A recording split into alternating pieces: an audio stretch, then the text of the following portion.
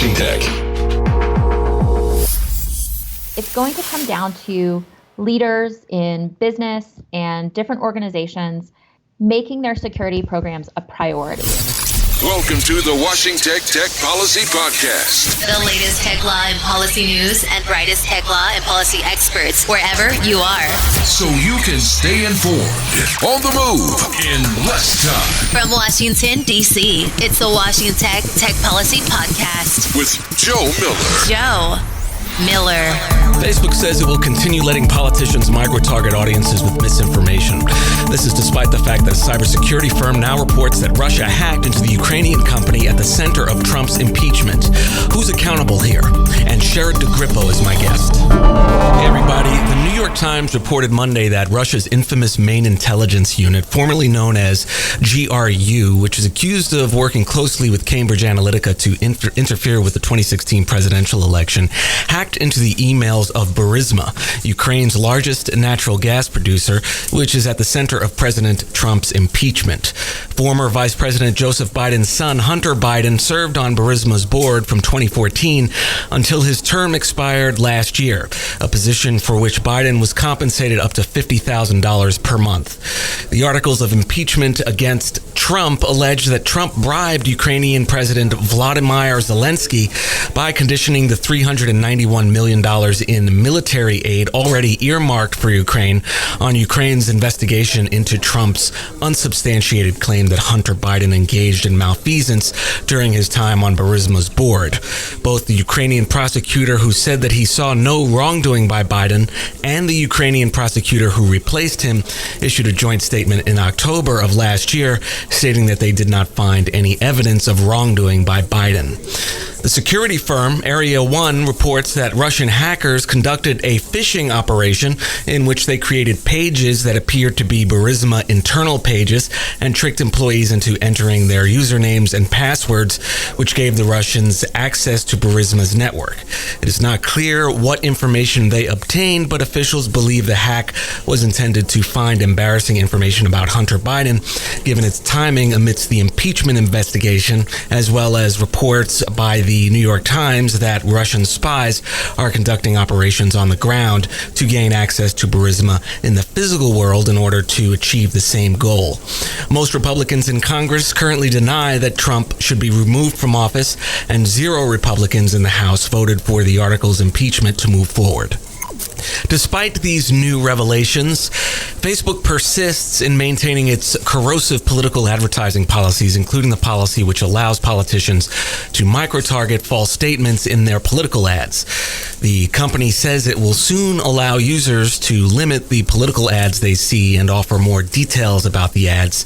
The company has announced a ban on deep fake videos as well. Federal Election Commission Chairwoman Ellen Weintraub called the response weak. Twitter, on the other hand, has banned political advertisements altogether, and Google is allowing political ads but not micro-targeting.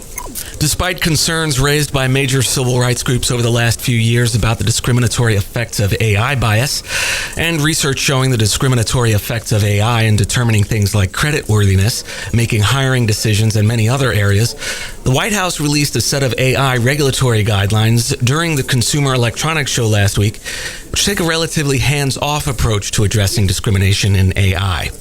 Overall, the guidelines discourage regulations.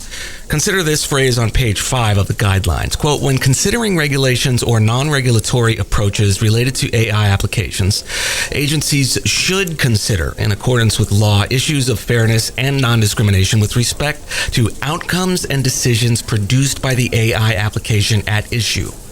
End quote.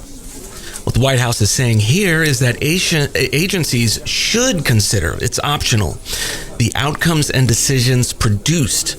So not what goes into making the applications or addressing the fact that most of the people developing AI applications are not African American, Hispanic, Latino, Southeast Asian, or Native American, but only the outcomes. This recommendation, therefore, means let's take a hands-off approach. Let's not develop standards for how AI applications are developed. Let's just take a wait-and-see approach. If they have harmful effects, we'll go ahead and wait until someone spots those effects before we do anything about it. And it's not like the guidelines don't make strong recommendations in other areas. For example, agencies must report on the outcomes of stakeholder engagements and, quote, identify existing regulatory barriers to AI applications, end quote. So we've got a double standard of a set of guidelines that mandate preemptive approaches to address regulatory barriers to the development of applications, but not barriers to, say, you finding a job or getting a mortgage or getting Tinder matches who aren't Ayn Rand enthusiasts. And the guidelines make no mention of civil rights at all. U.S. Attorney General Bill Barr has asked Apple to unlock the iPhone belonging to Mohammed Saeed al-Shamrani, a Saudi Air Force member who shot and killed 3 American sailors at Pensacola last month. Apple has refused. The dispute is the latest chapter in an ongoing saga between Apple and law enforcement officials that began when the FBI sought to compel Apple to unlock the iPhone belonging to Saeed Farouk, a terrorist who murdered 14 people in San Bernardino in 2015. Federal law enforcement officials abandoned that effort after finding an alternative way to gain access. Despite a warm reception from the crowd at the Consumer Electronics Show last week, White House advisor and daughter to the president, Ivanka Trump, was met with scorn and criticism under the hashtag #BoycottCES from women and tech workers who said she didn't belong there. The Hill reported, for example, that game developer and congressional candidate Brianna Wu took exception to the fact on Twitter that Miss Trump is not a woman in tech and criticized the Consumer Electronics Show's lazy attempt to achieve speaker diversity by selecting her as a speaker. Finally, the House of Representatives passed 3 bills last Wednesday, which would allow data speeds of up to 100 times of what we currently have. The bills will also give the United States more say in how 5G is developed internationally by, for one, requiring the Secretary of State to hire a telecom advisor. Both parties signed on to the bills nearly unanimously. And you can find links to all of these stories in the show notes. Stay with us.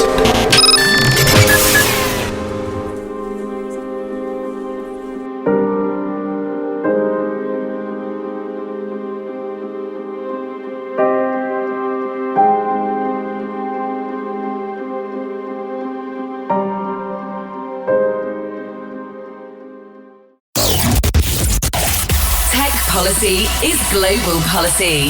This is the WashingTECH Policy Podcast, serving the world.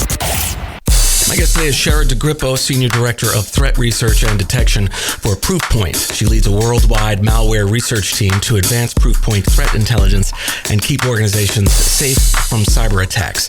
With more than 15 years of information security experience, Sherrod successfully directs her 24/7 team to investigate advanced threats, release multiple daily security updates, and create scalable threat intelligence solutions that integrate directly into Proofpoint products. Please welcome Sherrod DeGrippo. Sherrod, thanks for joining me today. Thanks for having me, Joe. I appreciate it. So here we are in the new year, and top of mind still is cybersecurity. And policymakers have been focusing almost exclusively on automated exploits, malware, and things like that. But you're saying in your paper that there's another way hackers are getting in that doesn't necessarily get the attention it deserves? Malware continues to be a perennial problem. It's something that we see all of the time. But something else that we see quite a bit are things like email account compromise, where a threat actor will somehow either brute force purchasing credentials, will get access to the actual email account of the victim that they're targeting and use that to spread further attacks, which is something that can be really damaging if you're able to compromise the right person's email account. So what exactly are cyber criminals after? I mean, I presume they're after, money primarily. That's pretty obvious. But what are some other things they're after? Well, I think that it's actually pretty nuanced. There are quite a bit of things that you could get if you could be on someone's actual computer. What would you like to have? It's sort of your choice. They could access your bank account, for example. They could get directly into your retail bank account and transfer funds out. Maybe they pull lots of data off your machine and they pull down your credentials. So all of your saved usernames and passwords that are saved in your browser for all of your other accounts, whether it's banking or online shopping or any government type accounts that you log into. And then something else that we're seeing are threat actors that are pulling down all that data and all that information and then selling it or using it to compromise additional accounts so that they have further access. So there's definitely an underlying financial motivation action that's taking place there, but it's a lot more nuanced than that. Getting onto someone's machine, it's a wealth of things that they might want to steal for different purposes. They might use them, they might resell them. So they're really using every part of the computer. In the paper, you talk specifically about social engineered attacks. What are social engineered attacks exactly, and what are some other ways that hackers and criminals are targeting individuals? So we're seeing a lot of social engineering. For us, email absolutely is the number one threat vector. It's the easiest place to go if you want to compromise an individual. And one of the greatest ways to do that is to just socially engineer them into clicking something. We've seen over the past few years that the information security industry has been really successful. We've secured a lot of systems, but we haven't done a great job securing people, and the threat actors know that. If all they have to do is get their target to click on something, then that's really the easiest way to compromise a user's data. So I've seen things, for example, like an email that said, hey, I'm a lawyer and your wife contacted me to prepare your divorce papers. So go ahead and click here if you'd like to see those divorce papers. Or emails that say, obviously, these are really common ones. So something like, I've seen what you've done. I've noticed you looking at adult materials. Pay my ransom, click here to get the instructions, threatening people, getting them to take action. There's all kinds of different ways to use social engineering, and there's such low cost to the threat actors that they can really do these at scale. So definitely want to hear more about this and some of the policy implications here. So we're going to take a break, and we'll hear more from you in just a sec. Stay with us.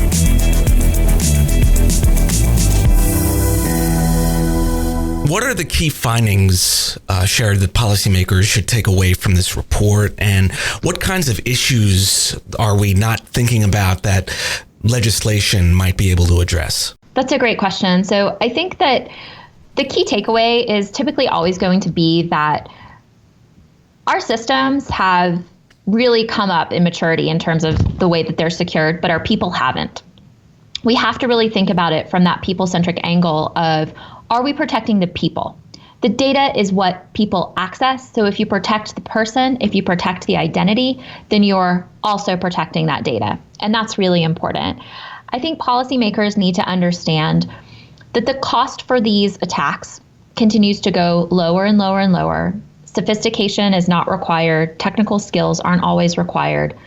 We see a lot of threat actor groups that can just simply send hundreds or thousands of scary emails to someone and get them to take an action. Policymakers need to understand that users truly are the victims. We need to protect them and their data. And I think ultimately, while policy is important, it's going to come down to leaders in business and different organizations making their security programs a priority, focusing on developing those programs that work and implementing technologies and processes within those organizations that will protect their people. And while you're here, Sherrod, I've been seeing a lot in the news lately about Emotet and the threat that Emotet, the hacking network, poses for cybersecurity. What's your take here? Emotet is a piece of malware that originally was focused as a banking Trojan to steal financial information, but it's really evolved over the past couple of years into being much more modular, much more flexible. So it can steal banking information, it can steal money, credentials, information. We're seeing it used a lot in conjunction with TrickBot, which is another financial piece of malware. What's interesting to me about Emotet is that we haven't seen Emotet since December 20th until today. Today being the first Monday after Orthodox Christmas, we had a bit of a pool going about when they would return, because they always do. And they returned today, which really puts into perspective that these threat actors, they do their work as if it's a job. We do frequently see them taking holidays around the spring, the summer, and then, the typical winter holiday. They take weekends off. They take the standard holidays. They work standard hours. And today we see Emotet back, targeting primarily the United States. And those are with Word documents that are attachments, as well as URLs within email bodies that are leading to Word documents that have a malicious macro in them. They're also doing something interesting that I find quite a good tactic, which is they're personalizing the subject with the target's job title, name, and email address. So again, it's that social engineering angle where somebody says your name and your title right in the subject. They've been able to scrape those or gather those from further breaches in the past to be able to really personalize what they're sending. And that's the level that the threat actors are going to with their social engineering. They're finding out your name, your job title, your email address, and they're able to craft lures at scale that leverage social engineering across hundreds or thousands of messages at a time. And what are some ways that members of the public can better protect themselves? I think that, if you want to boil it down to something really simple, it's just don't click. Obviously the technical means are really important. Secure email gateway, great filtering. But in the end, most of these threats really are social engineering based, and they require a human to take some kind of action for them to work. So to defeat a lot of these threats, you have to think, should I really be clicking this? Should I really be installing this? Should I really be taken in by whatever kind of story is being told to me in this email? We definitely see the threat actors putting a lot of effort into the lures that they're sending to make them look as real as possible. And occasionally we'll see, the old school lures with the mistakes in the English or the mistakes in the spelling. They'll just do whatever works. And they have the ability with technology to do that at scale. So before they had to send one email and wait, but now they can send hundreds, thousands, hundreds of thousands of messages in a single campaign and work all of them at once. Just using regular marketing tactics. Right. So being aware, paying attention. I love back to basics. Patch your stuff, apply your patches, and watch what you're clicking on. Well, thanks again, Sherrod, for joining me. Like I said, we're into 2020 and cybersecurity is still at the top of the agenda, not necessarily in ways we assume. So thanks for shedding light here. What are some final ideas you'd like to leave with the audience before we close, and where can we find you online? So I think that some ideas that I would really leave people with are that it's all about the basics when it comes to security.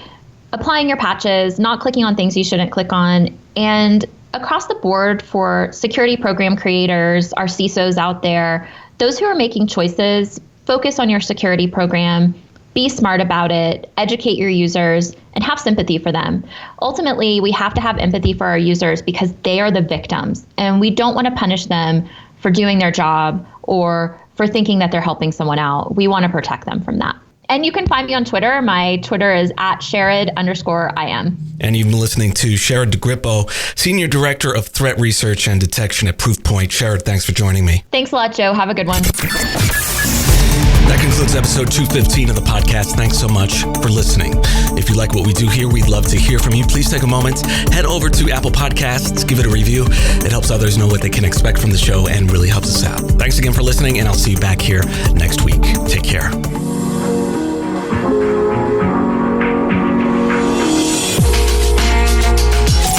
WashingTECH